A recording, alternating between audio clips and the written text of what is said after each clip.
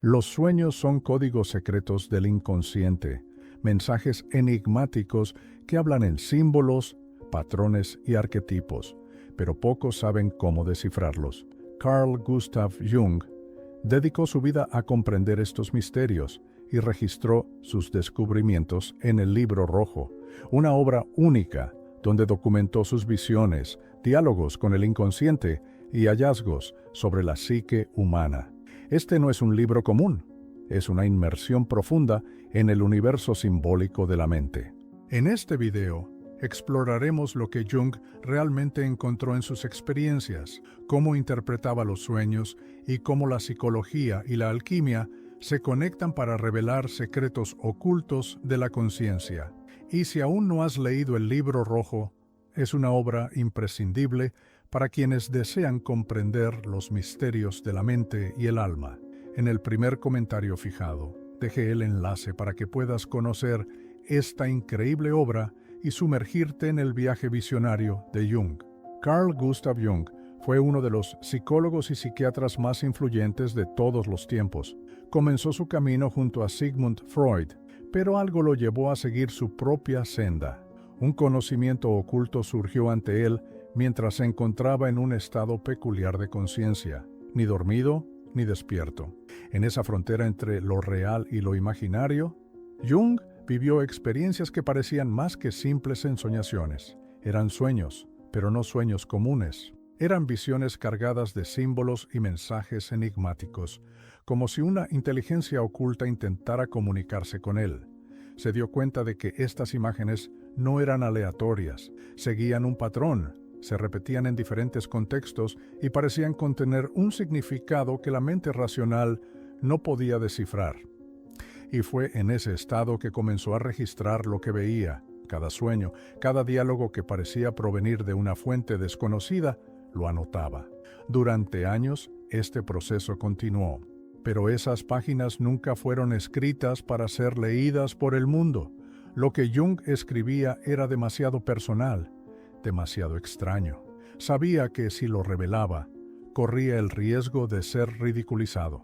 Así nació el Libro Rojo, escrito a mano, ilustrado con figuras misteriosas, lleno de pasajes que parecían mensajes codificados. Era el diario de su viaje onírico, su intento de interpretar los sueños y comprender los misterios de la psique humana. Guardó esta obra como un secreto absoluto.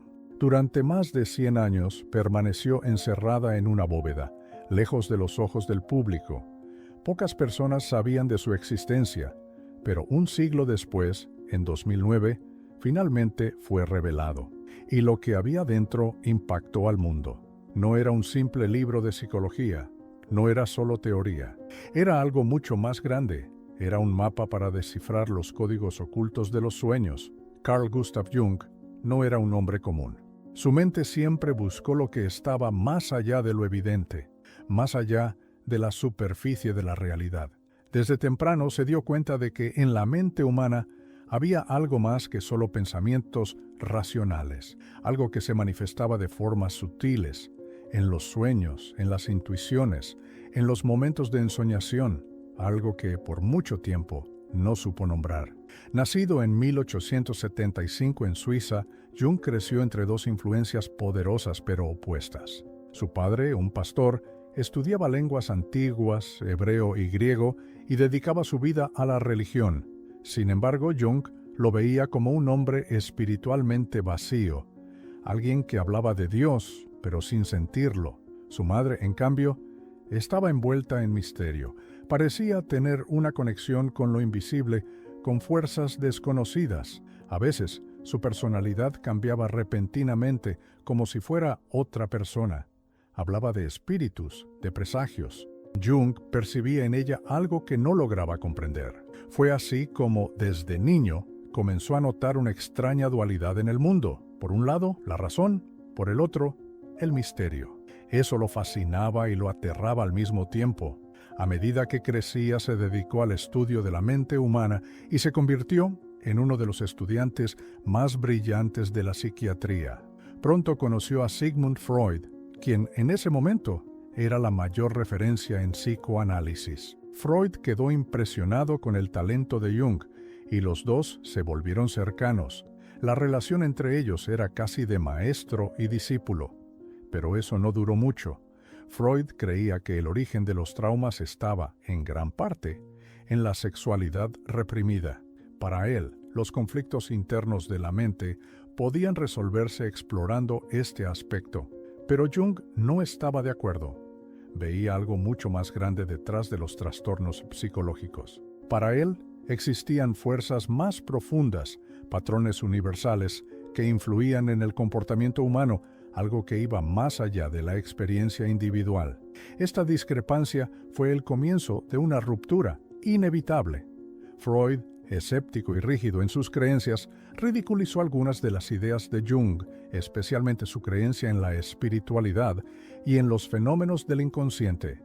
La separación fue dolorosa para Jung, admiraba a Freud, y el distanciamiento lo dejó profundamente afectado, pero, al mismo tiempo, sabía que estaba en el camino correcto.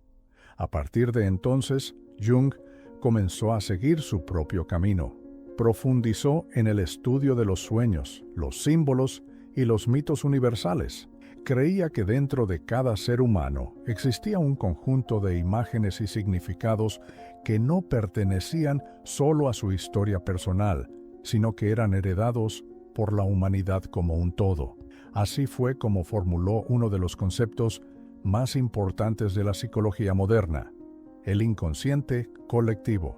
La idea de que nuestra mente no comienza desde cero, sino que lleva consigo fragmentos de la experiencia de nuestros ancestros, pero para demostrarlo, necesitaba explorar su propio inconsciente.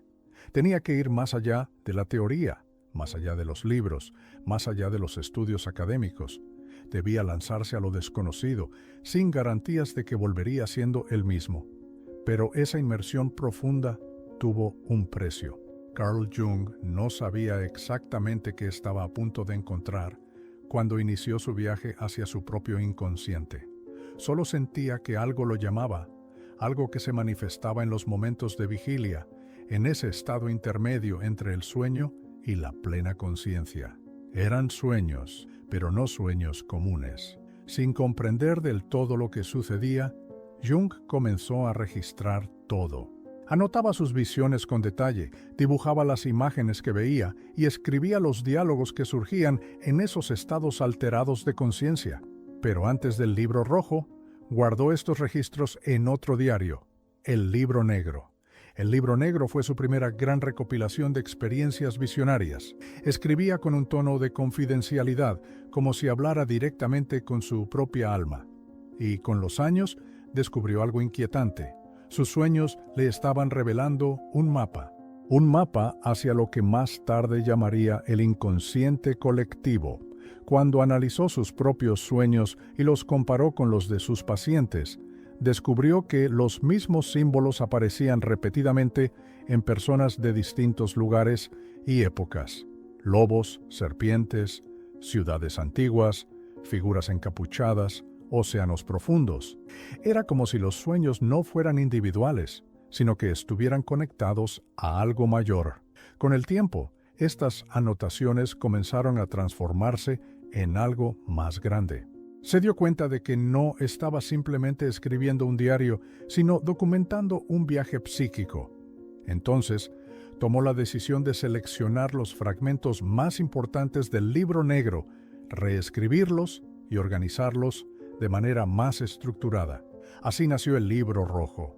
En él, refinó sus visiones y simbolismos, ilustrando sus experiencias para tratar de comprender el código oculto que los sueños llevaban consigo. Si el libro negro era un registro crudo y espontáneo, el libro rojo se convirtió en una obra artística y profundamente simbólica. No solo transcribía sus experiencias, sino que las ilustraba con pinturas complejas, llenas de colores vibrantes y figuras arquetípicas. Lo que antes eran solo palabras, ahora se transformaba en un manuscrito que parecía un grimorio esotérico, algo que poseía un poder propio. Al conectar estas visiones con sus investigaciones, Jung se dio cuenta de que los sueños, las visiones y los arquetipos eran portales hacia un conocimiento ancestral, algo almacenado no solo en el individuo, sino en toda la humanidad. Ese fue el inicio del concepto de inconsciente colectivo, pero esta exploración tuvo consecuencias. Se veía cada vez más consumido por estas visiones. Durante años, se encerraba solo en una torre construida en su propiedad, aislándose del mundo exterior. Su familia comenzó a notar algo extraño. Había noches en las que, mientras Jung escribía, los objetos se movían solos por la casa. La radio emitía sonidos sin explicación. Las luces parpadeaban.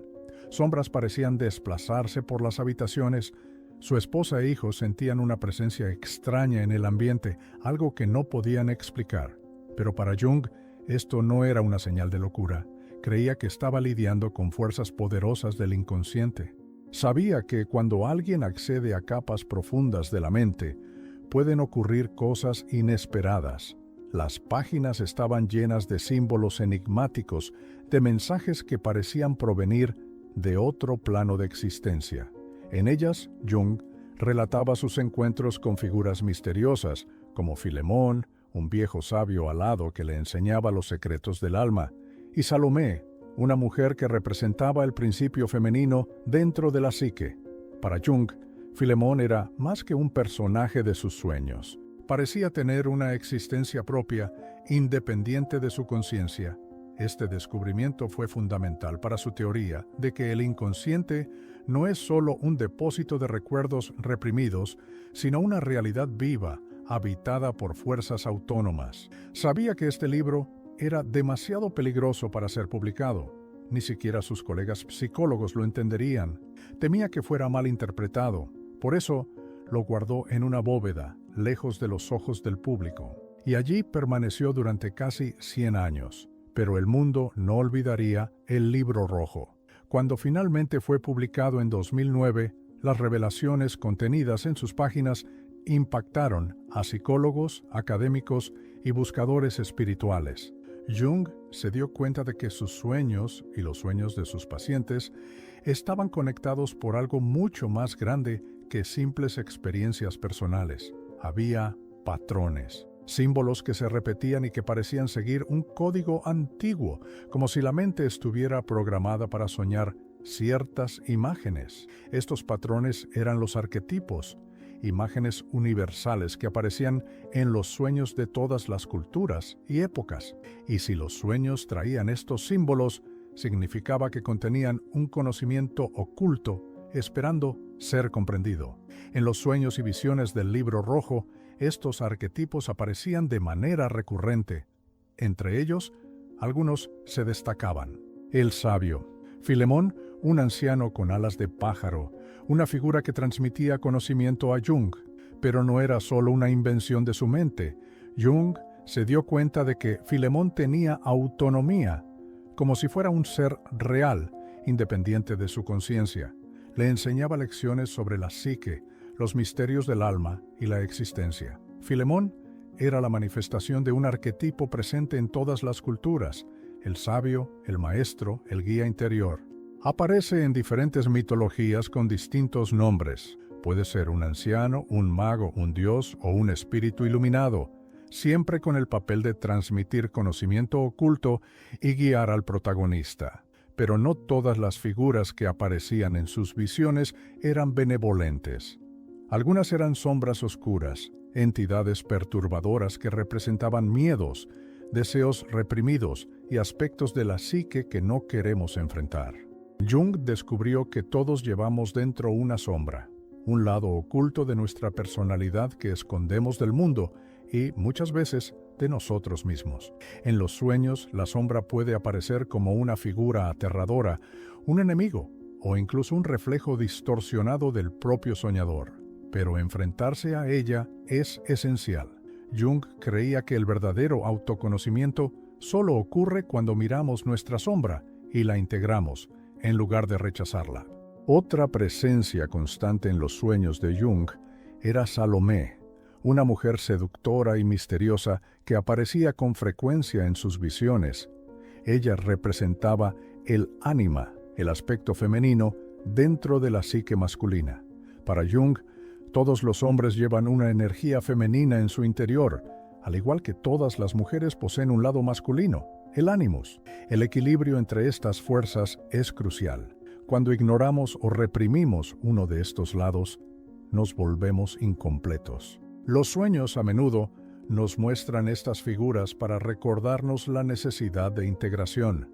Jung descubrió que estos arquetipos no existían solo en sus sueños, estaban en todas partes, en los mitos griegos, en las religiones orientales, en los cuentos de hadas y hasta en las historias modernas. Son la estructura invisible que moldea nuestras creencias, nuestras emociones e incluso nuestras decisiones. Pero si estos símbolos están tan profundamente arraigados en la mente humana, ¿qué significa eso?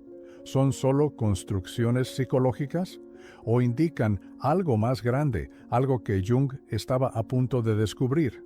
En 1944, Carl Jung tuvo una experiencia que cambiaría para siempre su visión sobre la mente, la conciencia y la existencia misma.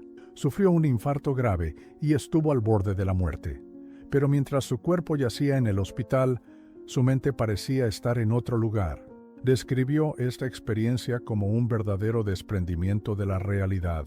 Se sintió flotando, dejando atrás su cuerpo físico. Su percepción cambió por completo.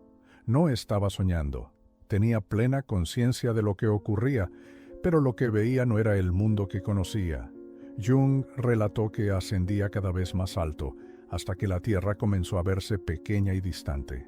La observaba desde el espacio, como una esfera azul brillando en la oscuridad. Cuanto más subía, más experimentaba una sensación indescriptible de paz, como si se estuviera liberando de todo lo que lo ataba al mundo material, hasta que frente a él apareció un gran templo flotante. Describió esta construcción como algo sagrado, un lugar de inmensa importancia espiritual. Sintió que, si cruzaba sus puertas, jamás regresaría. Dentro de ese templo, sabía que todas las respuestas estaban allí. Sentía que podría comprender el sentido de la existencia, los misterios del alma, lo que sucede después de la muerte. Pero antes de que pudiera dar el siguiente paso, algo lo jaló de vuelta. Jung despertó en el hospital, débil y confundido. Había regresado al mundo de los vivos, pero llevaba consigo una nueva comprensión sobre la conciencia humana. Esta experiencia reforzó su creencia de que la mente no está limitada al cerebro. Para él, la conciencia podía existir independientemente del cuerpo, e incluso quizás continuar más allá de la muerte. Recordó sus visiones en el libro rojo, recordó los arquetipos, los símbolos que aparecían en los sueños, figuras como Filemón, que parecían tener una existencia propia. Y entonces se preguntó, ¿eran estas entidades solo partes de la mente humana? ¿O algo mucho más grande? ¿Algo que siempre había estado allí, esperando ser percibido? Esta experiencia moldeó su pensamiento en los años siguientes. Se dedicó aún más a estudiar relatos de experiencias cercanas a la muerte, estados alterados de conciencia y fenómenos espirituales. Para Jung, la ciencia occidental había ignorado durante demasiado tiempo la dimensión espiritual de la psique. Sin embargo, sabía que hablar abiertamente sobre esto podría comprometer su reputación. Era un científico respetado y muchos consideraban estos temas como mera superstición, pero dentro de sí sabía que todo lo que había vivido era real. La experiencia cercana a la muerte de Jung no solo reforzó sus ideas sobre el inconsciente colectivo, sino que también planteó una pregunta que nunca logró responder por completo. ¿Qué es realmente la mente? ¿Solo un producto del cerebro? ¿O algo que existe más allá del tiempo y el espacio? Jung se dio cuenta de que su experiencia cercana a la muerte no era un evento aislado. Ya había estado en ese estado antes, pero de una manera diferente. Mucho antes del infarto que casi le costó la vida, había descubierto un estado intermedio de conciencia, un momento en el que la mente no está completamente despierta, pero tampoco dormida. A esto lo llamó vigilia interior. Era en este estado cuando sus visiones surgían con mayor claridad. El mundo racional comenzaba a disolverse y, en su lugar, emergían imágenes, símbolos y figuras que parecían contener mensajes ocultos. Sentía que no estaba simplemente soñando, estaba accediendo a algo real, pero invisible a los ojos comunes. Jung veía los sueños como mensajes cifrados del inconsciente, llenos de símbolos que cuando se descifran, revelan verdades profundas sobre nuestra psique. Para él, los sueños no eran solo fragmentos de deseos reprimidos, como sugería Freud. Eran un lenguaje universal, expresado a través de arquetipos y mitos que se repetían en todas las culturas y épocas. Pero para comprender este lenguaje, era necesario saber interpretar los símbolos. Así fue como Jung desarrolló una de sus técnicas más importantes, la amplificación. Cuando alguien relataba un sueño, no solo analizaba su contexto personal, buscaba conectar los símbolos oníricos con mitos, religiones, cuentos de hadas y otras expresiones culturales. Si una persona soñaba con una serpiente, Jung no se limitaba a interpretarla como un simple miedo o deseo reprimido. Ampliaba su visión asociándola con la serpiente del jardín del Edén, el caduceo de Hermes, la kundalini de la tradición yógica. De esta manera, el sueño adquiría múltiples capas de significado, revelando no solo conflictos individuales, sino también conexiones con el inconsciente colectivo. Para Jung, todo sueño contiene un código secreto, y descifrarlo puede llevar a descubrimientos transformadores. Muchos sueños recurrentes que las personas tienen a lo largo de su vida pueden analizarse desde esta perspectiva. Por ejemplo, soñar con una caída puede representar el miedo a perder el control o una transición difícil. Para Jung, este sueño es un llamado del inconsciente para enfrentar la sombra, esa parte reprimida de la personalidad que se resiste al cambio. Soñar con ser perseguido suele significar que algo está siendo evitado en la vida consciente. Para Jung, la figura que persigue no es un enemigo externo, sino una manifestación de la sombra, aspectos negados de la psique que necesitan ser integrados. La solución: dejar de huir y preguntar al perseguidor: ¿qué quieres mostrarme? Soñar que se vuela puede simbolizar libertad, trascendencia o el deseo de escapar de una situación opresiva. Este sueño suele estar ligado al arquetipo del héroe, representando la necesidad de superar límites y alcanzar nuevos niveles de autoconocimiento.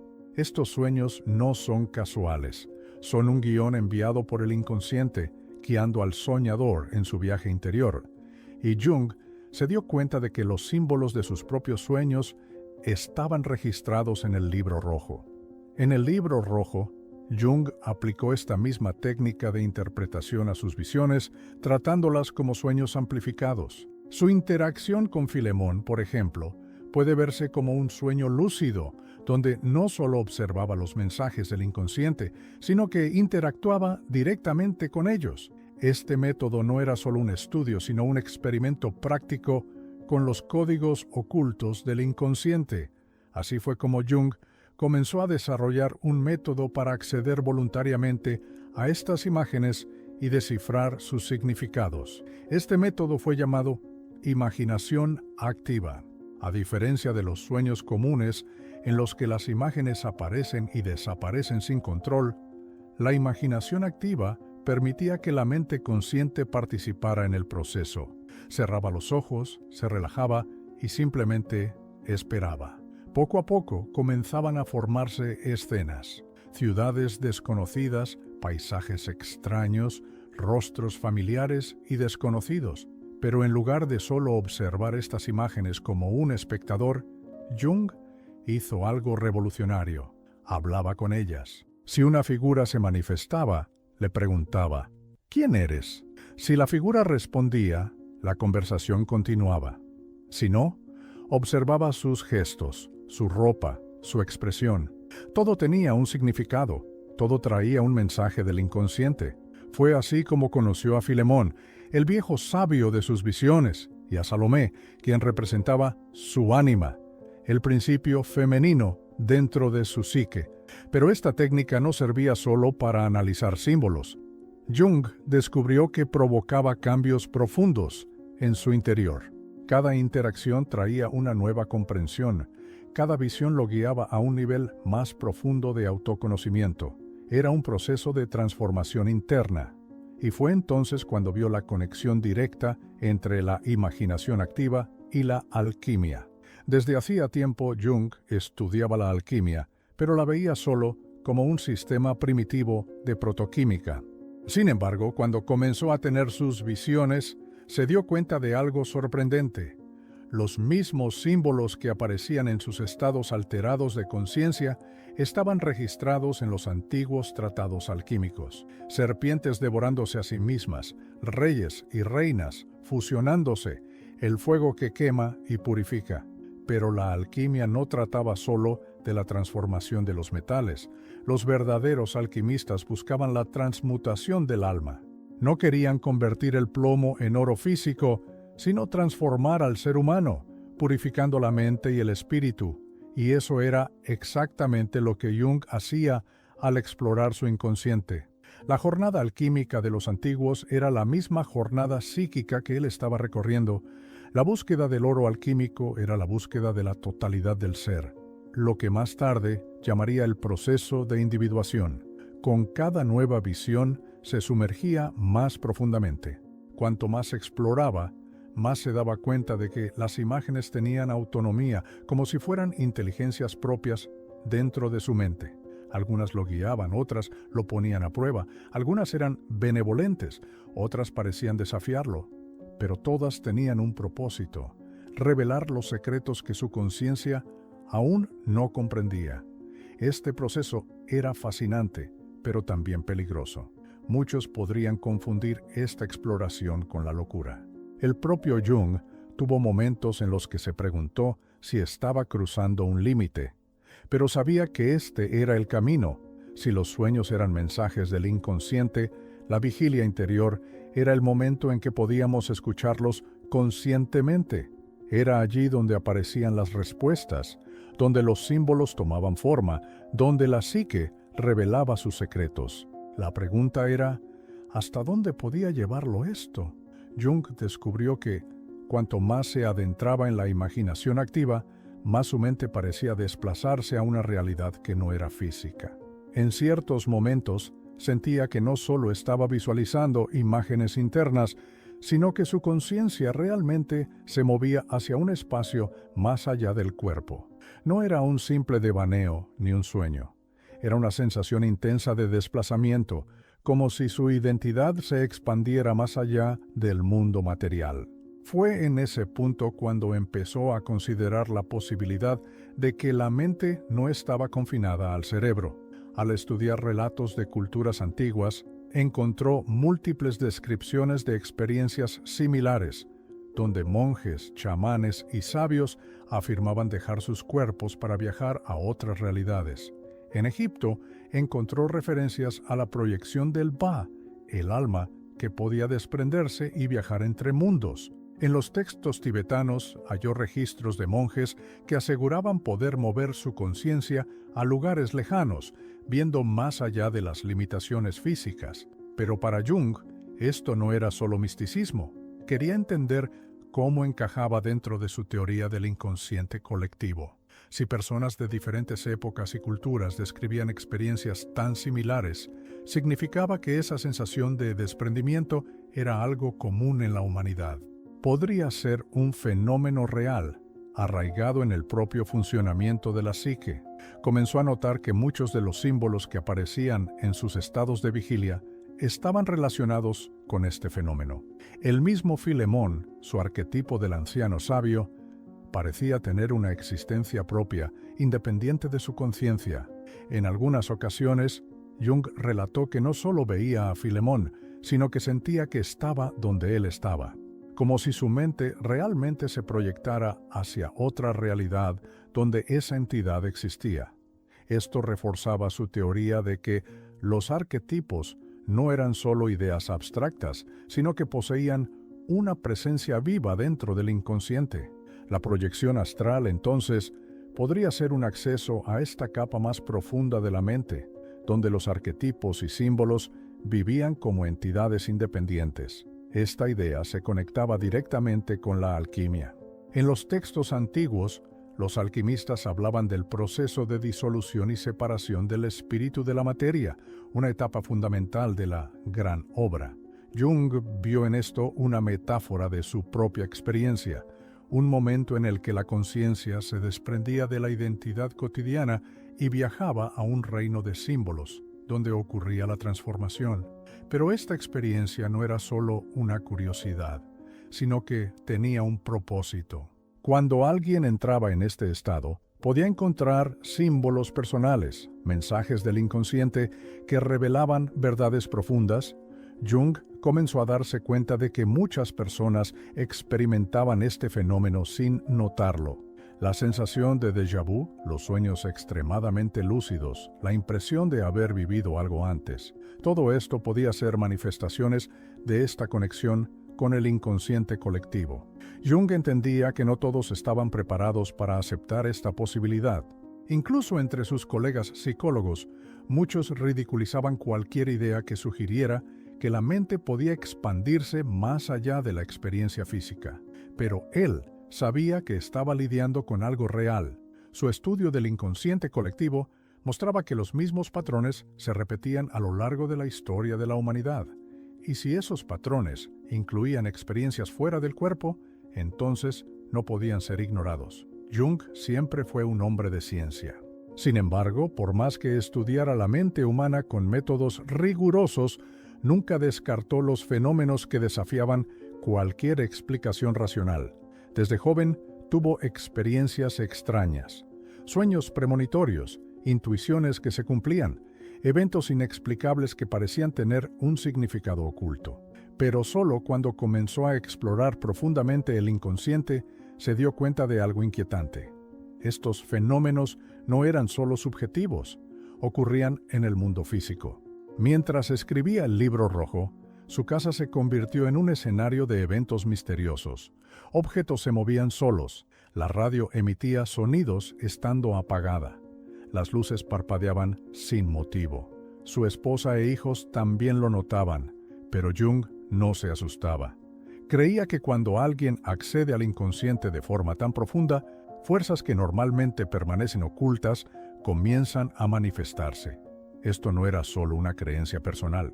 Durante su carrera, Jung estudió casos similares en sus pacientes. Se dio cuenta de que muchas personas que atravesaban períodos intensos de transformación psicológica también relataban fenómenos inexplicables.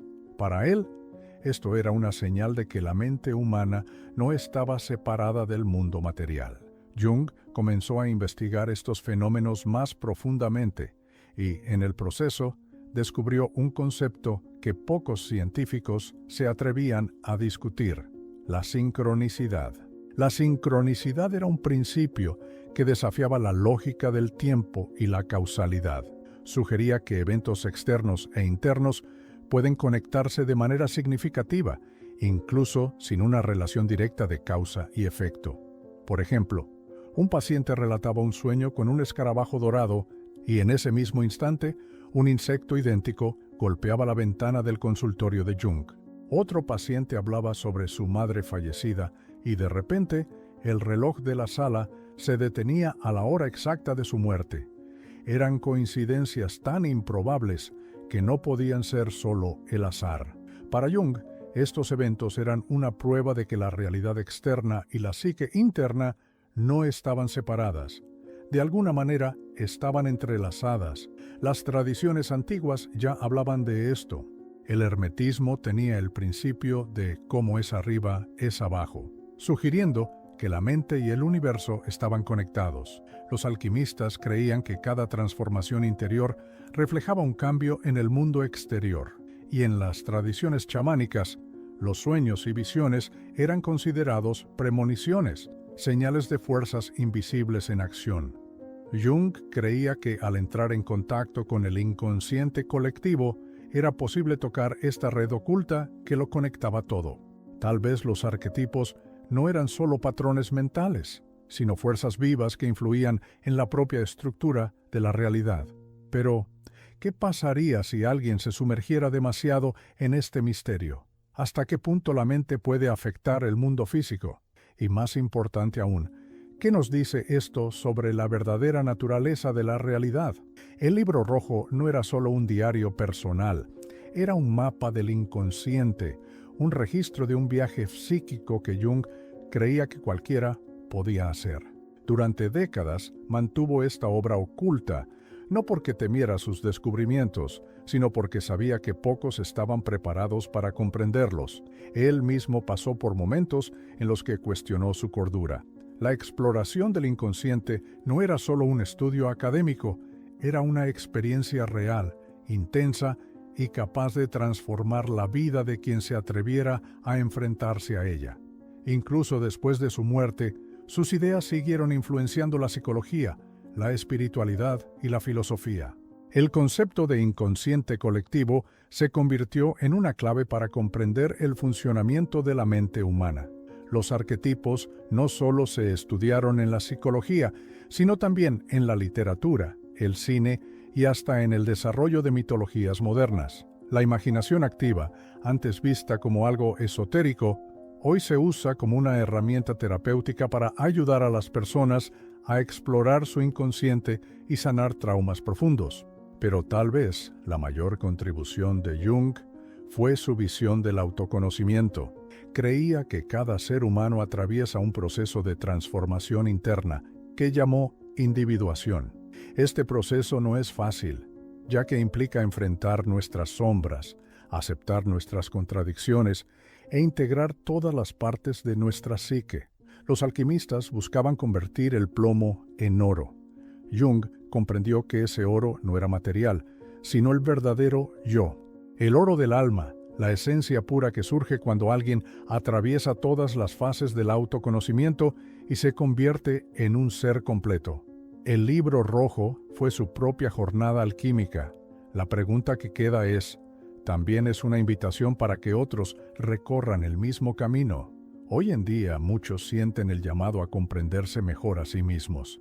El mundo exterior se vuelve cada vez más caótico y la necesidad de mirar hacia adentro crece, pero pocos saben por dónde empezar. El libro rojo, aunque denso y enigmático, puede ser una de esas puertas. Lo que Jung descubrió en esta obra va mucho más allá de la psicología. Accedió a un conocimiento oculto, descifró los códigos de los sueños y reveló una conexión profunda entre el inconsciente, los arquetipos y la transformación interior. Tus sueños también pueden estar tratando de decirte algo. Si quieres seguir explorando los misterios del inconsciente y aprender más sobre el lenguaje de los sueños, suscríbete al canal y activa la campanita de notificaciones para no perderte los próximos videos. Aquí siempre encontrarás contenido profundo sobre psicología, simbología y autoconocimiento. Y para saber quién ha llegado hasta aquí, deja en los comentarios la siguiente frase: los sueños hablan y estoy listo para escuchar. Nos vemos en el próximo video.